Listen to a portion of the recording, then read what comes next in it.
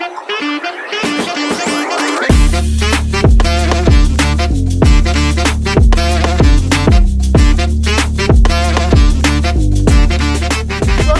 the Community Corner Podcast, Personal Finance Edition.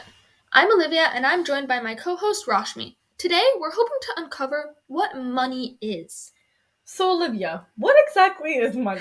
So that's a really good question. I mean, it's really hard to say. It's cash, it's currency, it's a credit card or a debit card, it's valuable paper. I mean, we use it all the time. We look at and use money every day, but it's hard to really explain what it is or what it does for us. So we're going to try to break it down before we delve into how we can even manage it to set ourselves up for financial stability. So let's try starting with a textbook definition. Money is defined as a current medium of exchange in the form of coins and banknotes, and it also describes the collective assets, property, and resources owned by someone or something, meaning it can be used to describe someone's wealth. But a textbook definition like that is pretty hard to understand in my opinion. Let's try explaining money in a more simple manner. So a classic theory about money that resonates with me is one that dates all the way back to Aristotle. It holds that money is a kind of commodity that fulfills three functions. 1, it serves as a medium of exchange. 2, a unit of account. And 3, a store of value. Before we look at these functions, let's consider what pushed society to use a single commodity, like money, regularly. Money is used to barter for goods, meaning it's exchanged between individuals with goods and services.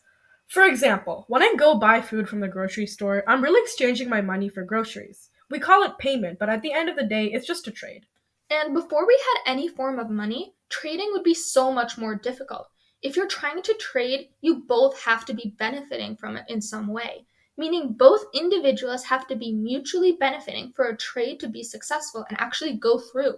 So if in the olden days I was a bread merchant and Olivia wanted to trade for my bread, she would have to offer me something that I wanted. And let's say that I only have fish. And Rashmi doesn't like fish, so there's no way for us to reach a mutually beneficial trade. You can see that we quickly run into an issue when we don't have money as a medium for trade. Money eases transactions and makes it possible to obtain goods since it's valuable to both individuals. Money is an intermediate good, making trade more common and helping society grow as a whole. This is what we mean by money being a medium of exchange. Money must be durable, easily recognizable, portable, and stable to be consistently used as a medium of exchange.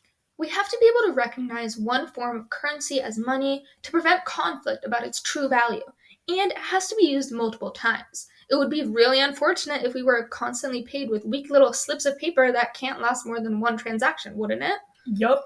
And to add on to that, money has to be easy to carry with you so that you can actually use it. No one wants to carry a whole load of cash just to buy a few simple things. But most importantly is maintaining stability. Stable money makes it feasible and efficient to allocate resources, maintain confidence in that system, and most importantly for our purposes, manage our finances.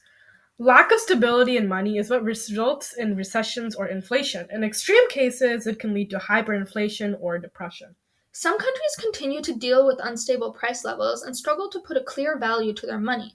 In Zimbabwe, inflation, which in a simple explanation is just unexpected shifts in prices, has moved from negative 2.4% to 24,411% in the past 42 years.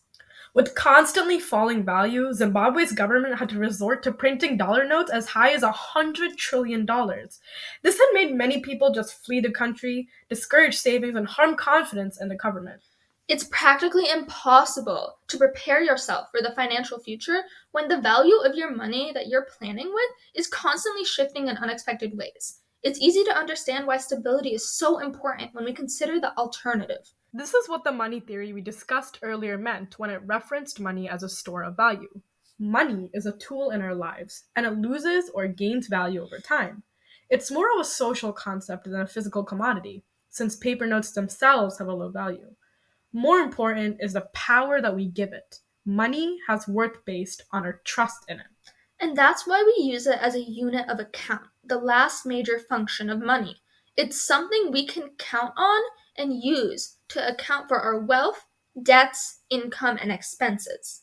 Money lets us put a number value to a good or service, making it easy to use it as a medium of exchange. When I go to Rashmi with a dollar value I'll pay for her bread, she'll be much more likely to accept than if all I can offer is a good that she isn't even interested in the first place. And I'm still able to get the bread I want, with Rashmi being capable of purchasing whatever good she's interested in with the money that I gave her. With money as an intermediate good, trades are more likely to go through. But, of course, there's more to money than just these three functions we've discussed so far. Money is what we use to plan out our finances, so we are obviously using it to hold off payments, if we ever take out a loan or take on a debt. And this is also how money helps us create credit. Money gives us freedom to use it however we need, and for whatever purposes may arise. That's much better than being limited by a single good we can produce. Definitely. Money gives us the security and power we need to pursue our goals. And most important, for our purposes, money is how we can distribute income for further use. When we plan that out thoroughly, with a stable currency that has our faith in its value, we can set ourselves up for financial success. Next episode, we'll look more at how money flows within our individual households and in society as a whole. Stay tuned as we keep learning about personal finance. Thanks for listening to this episode of Community Corner Podcast.